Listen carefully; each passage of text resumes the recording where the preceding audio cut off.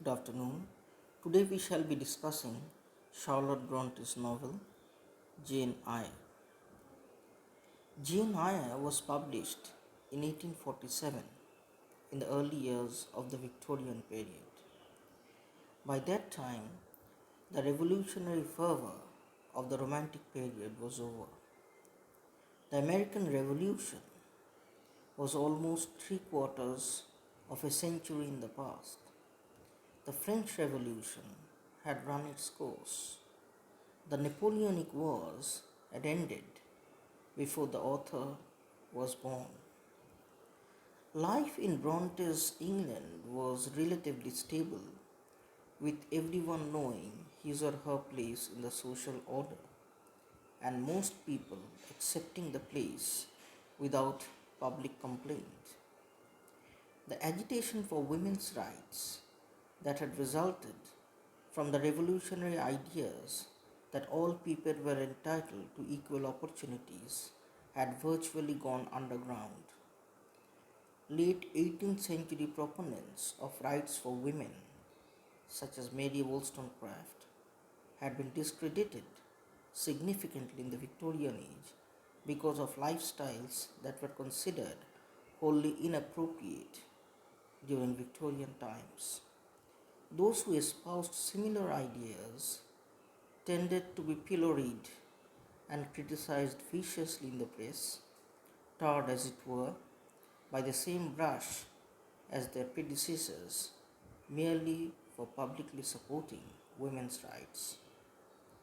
Into this world came Charlotte Bronte, the writer of Jane Eyre. Bronte had been raised by a father who taught his children to think for themselves.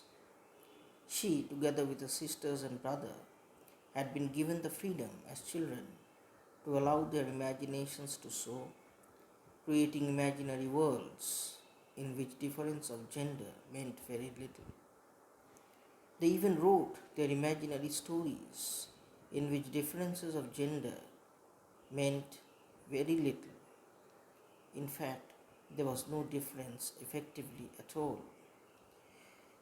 They wrote their imaginary stories of different worlds and provided such stories with an expectation that writing imaginary tales, even by women, was acceptable behavior, even though many of Bronte's contemporaries were trained to believe that fiction was at best a distraction from one's studies and at worst an invitation to more immoral beliefs and behaviors.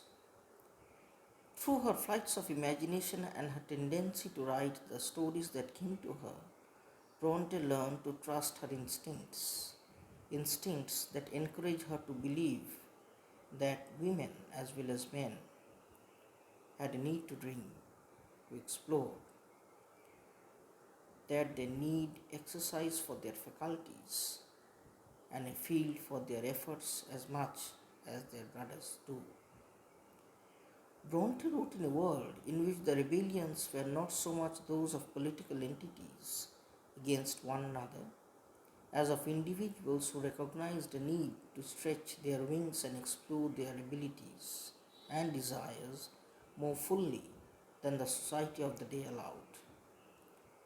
As sources of material for her fiction, Bronte used the experiences she, her sisters, and her female friends had at school and work.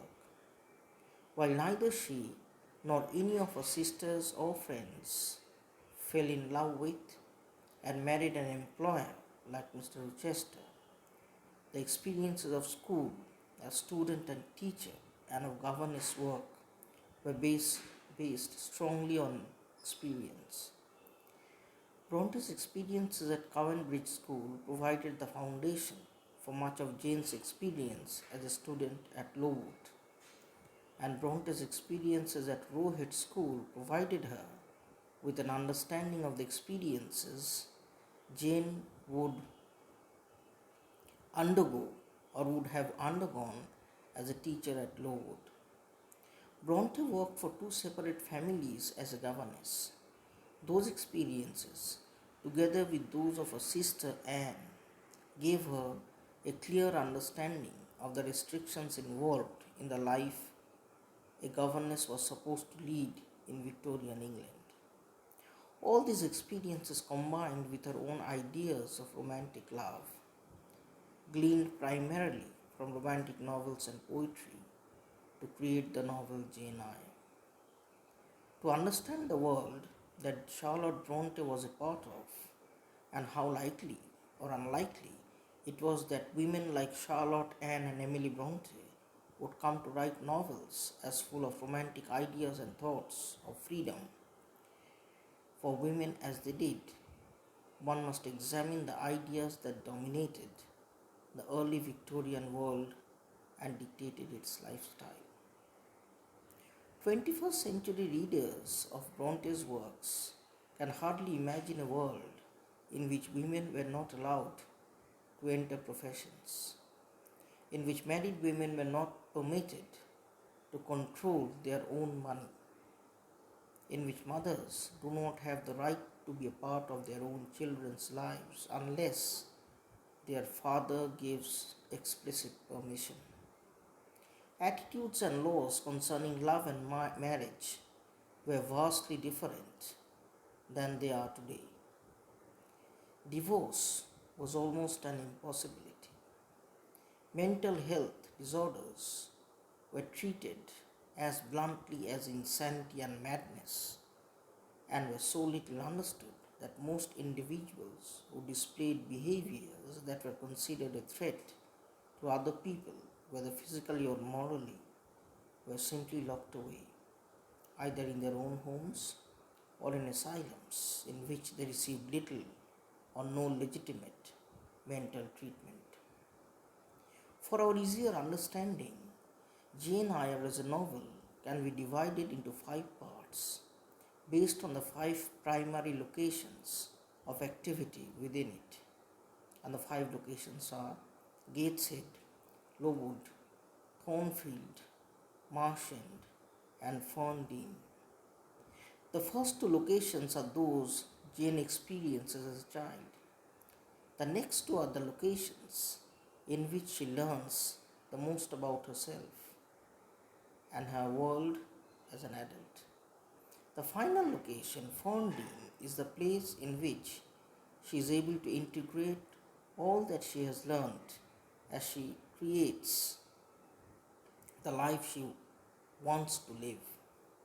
At Ferndean, she finally reaches the end of her Bildungsroman, as it were, and enters mature adulthood.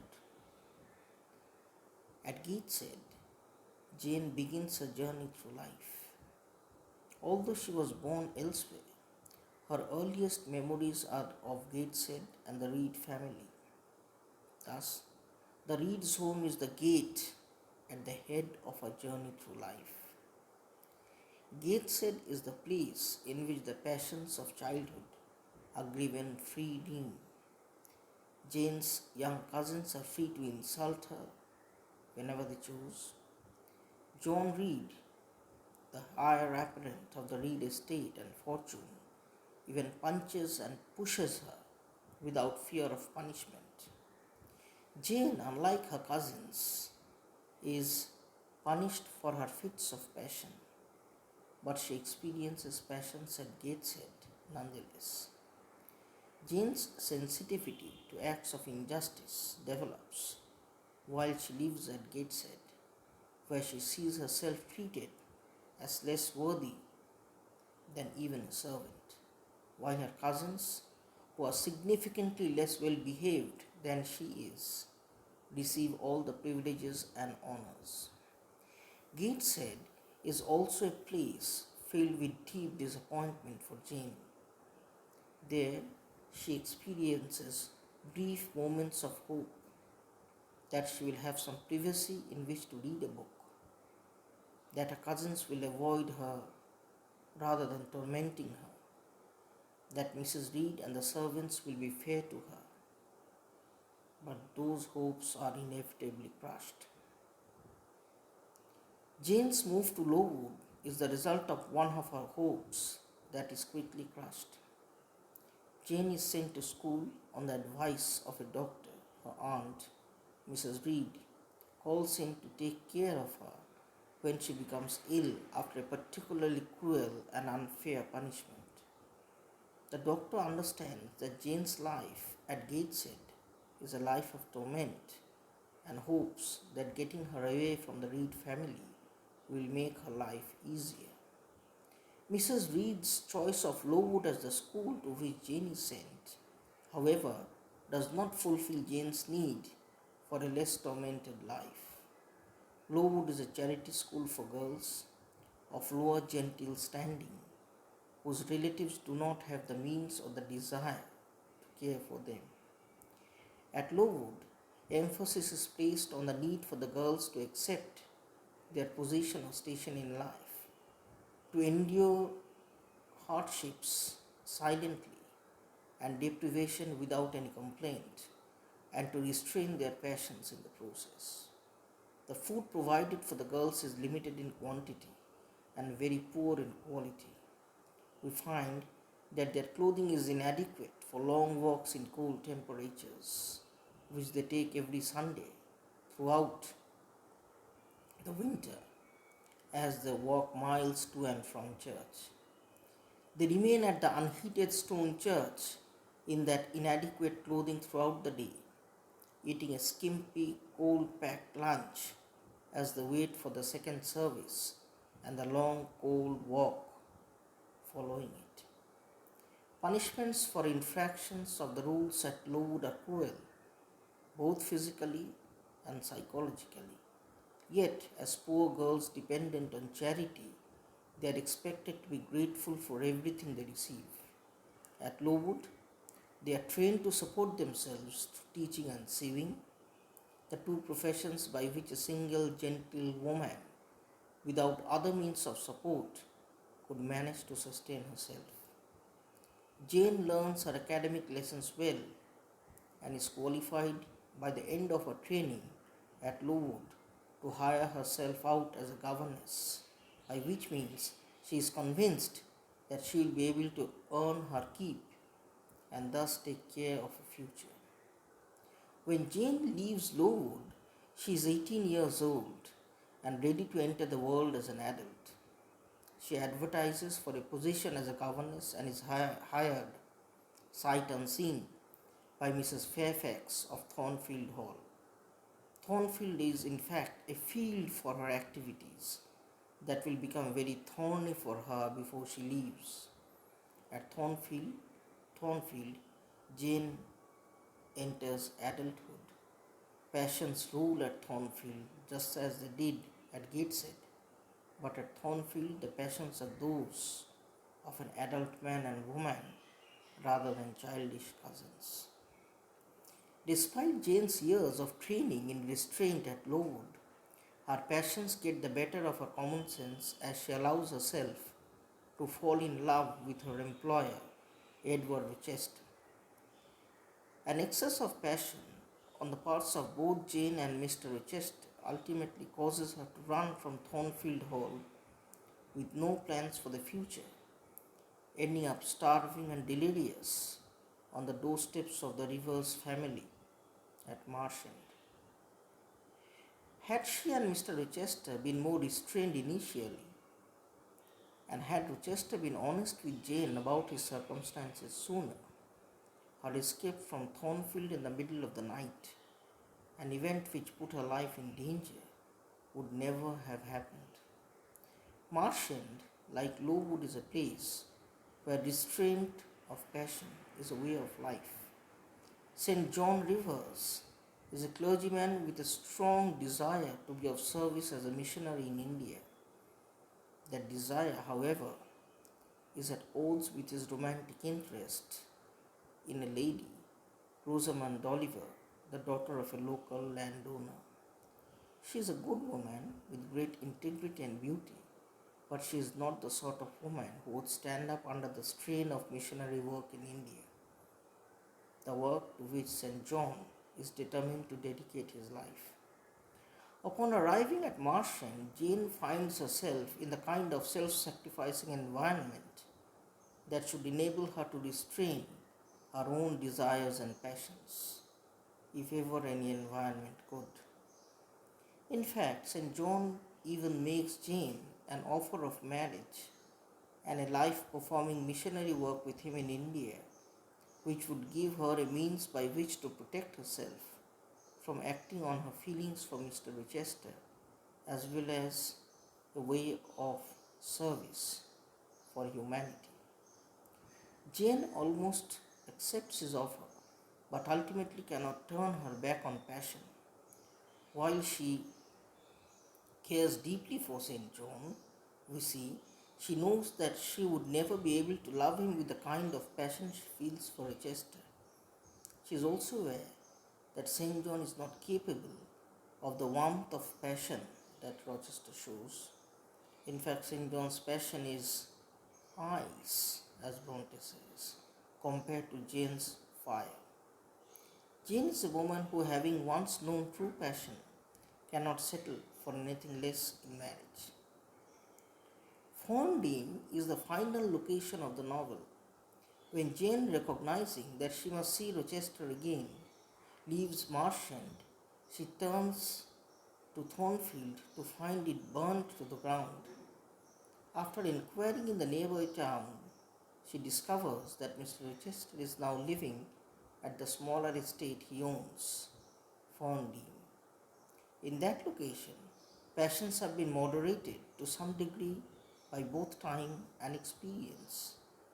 Rochester has suffered life-changing injuries in the fire at Thornfield, which have rendered him dependent on others for his daily care. Jane thus finds him changed from a vital and sometimes threateningly passionate man into a man tamed by both emotional and physical trauma. Jane, in the meantime, has found loving cousins with whom she has experienced a loving family. She has also inherited her uncle's fortune, making her an independent woman with no need of the financial support of an employer or husband. Jane finds that her emotions continue to run as deep for Rochester as they ever did, but that her experiences with the Rivers family, together with her inheritance from her uncle, has made her less dependent than before, both emotionally and physically. As a result of this increased level of independence, she is able to regulate her passions, indulging them when she feels it appropriate and choosing not to act on them at other times. This final section of the novel reveals the integration of essential parts of Jane's personality and education into a strong adult woman who also at this time becomes a mother and a true partner to her husband. Although the entire life is not finished at this point, Jane is approximately 30 years old now. The building stone has been completed. We find that Jane has learned the lessons she needed to become a strong adult woman by the time the novel ends.